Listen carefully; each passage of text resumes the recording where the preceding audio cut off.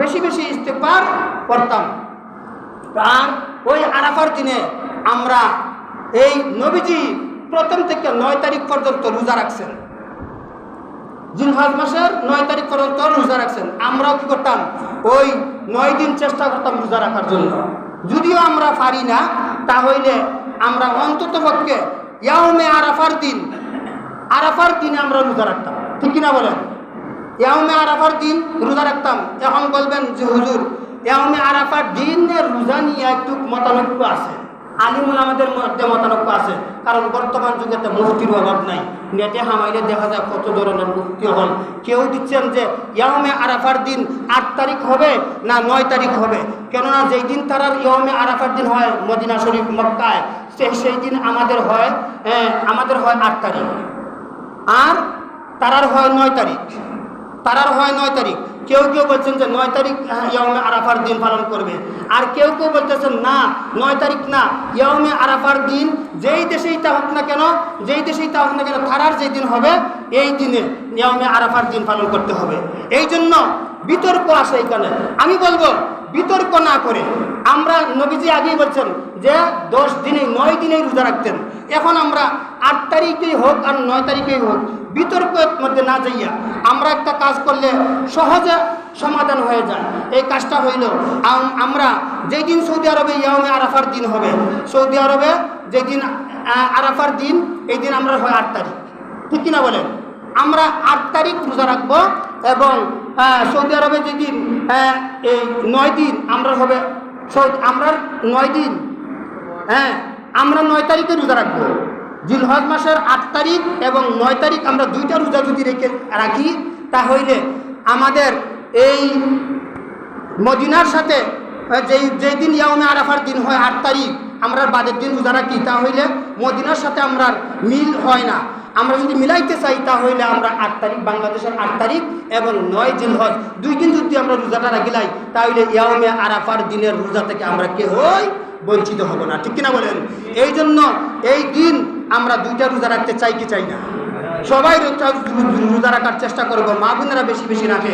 মা বোনেরা আপনারাও জিলহজ মাসের কমসে কম পারলে প্রথম থেকে 9 তারিখ পর্যন্ত রোজা রাখবেন, নতুবা জিলহজ মাসের 8 তারিখ 9 তারিখ রোজা রাখবেন।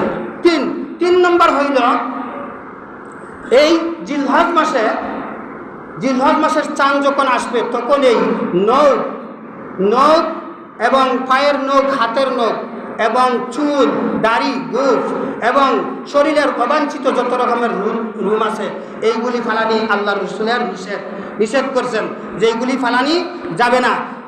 যদি তোমরা ফালানির দরকার হয়, তাহলে জিলহজ্জের চাঁদ আসার আগেই এগুলা পরিষ্কার করে নেবে। কিন্তু ঈদ 10 তারিখ পর্যন্ত যদি কোনো ব্যক্তি এই নিয়মটা পালন করতে পারে, আল্লাহ রাব্বুল আলামিন বলেন অসংখ্য সওয়াব তার আমল নামাতে দেওয়া হবে। এই জন্য আমার বন্ধুগণ, ভাইরা আমার, আমরা কি করতে হবে? এই 1 নম্বর কথা আমি বলছি, ইস্তেগফার করতে হবে, ঠিক কিনা বলেন? ইস্তেগফার করতে হবে। ইস্তেগফার বেশি বেশি করে ইস্তেগফার করতে হবে। ইস্তেগফারের কত দাম শুনেন আমার ভাইরা, বন্ধুরা আমার, শুনেন ইস্তেগফারের কত দাম। ইস্তেগফারের কত দাম? ইমাম হাসান বসরির আমলে রাহিমাহুল্লাহ, উনার আমলে এক ব্যক্তি আইসা উনাকে বলতেছে, ওগো হুজুর, আমাকে এমন একটা দোয়া শিখাইয়া দেন, আমার জমিনের ফসল নষ্ট হয়ে যায়। জমিনের ফসল কি নষ্ট হয়ে যায়, ফসলে বরকত পাই না। আমাকে এমন একটা দোয়া যদি শিখাই দেন, যাতে আমার ফসলের মধ্যে বরকত হয়। আমার এই ইমাম হাসান বসরি বলছেন কি, তুমি বেশি বেশি করে আস্তাগফিরুল্লাহ করবা, বেশি বেশি করে আস্তাগফার করবা, ইস্তেগফার করবা। তখন আরেক ব্যক্তি আইসা বলতেছে, হুজুর, আমাকে এমন একটা দোয়া শিখিয়ে দেন, আমার ঘরের মধ্যে অভাব অনটন যায় না। এই যে রুজি করি, তারপরে আমার অভাব অনটনটা দূর হয় না। খালি ঋণ থাকে, খালি অভাব অনটন থাকে। আমাকে একটা দোয়া শিখিয়ে দেন, যাতে আমার অভাব অনটনটা দূর হয়ে যায়। ইমাম হাসান বসরি বলছেন, তুমি কি করো? বেশি বেশি করে আস্তাগফিরুল্লাহ করো।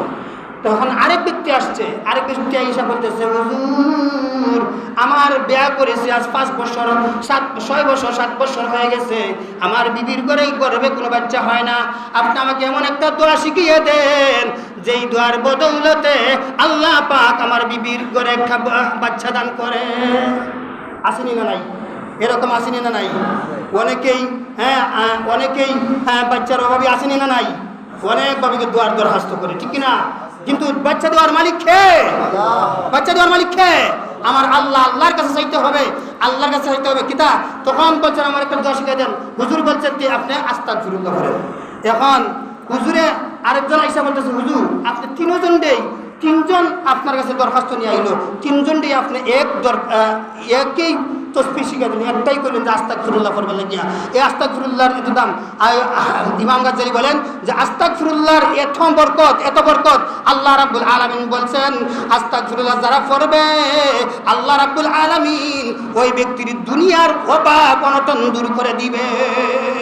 ওই ব্যক্তির যত ধরনের সমস্যা, বাচ্চা কাচ্চার সমস্যা থাকলে আল্লাহ রাব্বুল আলামিন দান করে দিবে। ওই ব্যক্তির ফসলের মধ্যে বরকত দিবে, তামাম জাহান ওই ব্যক্তির জন্য সহজ হয়ে যাইবে। বলেন সুবহানাল্লাহ। আমার ভাইয়েরা, বন্ধুরা আমার, এই জন্য 1 নম্বর ওই আরাফার দিনের কাজ, ওই জিলহজ মাসের 1 নম্বর কাজ হইল আর আমরা কি করা, বেশি বেশি করে আস্তাগফিরুল্লাহ পড়া। আমরা বেশি বেশি করে আস্তাগফিরুল্লাহ পড়বো। আরো অনেক লম্বা আলোচনা এই জিলহজ মাসের বর্ণনা বলে শেষ করা যাবে না, যেহেতু সময় শেষ হয়ে গেছে। আমরা জিলহজ মাস সামনে আসতেছে, আমরা এখন থেকে সতর্ক হয়ে যাই জিলহজ মাসের আমলগুলো যাতে আমরা সঠিকভাবে আদায় করি। আল্লাহ পাক যেন আমাদের সবাইকে সেই তৌফিক দান করেন। সকলে বলি আমিন। ওয়া আখিরু দাওয়ানা আলহামদুলিল্লাহ।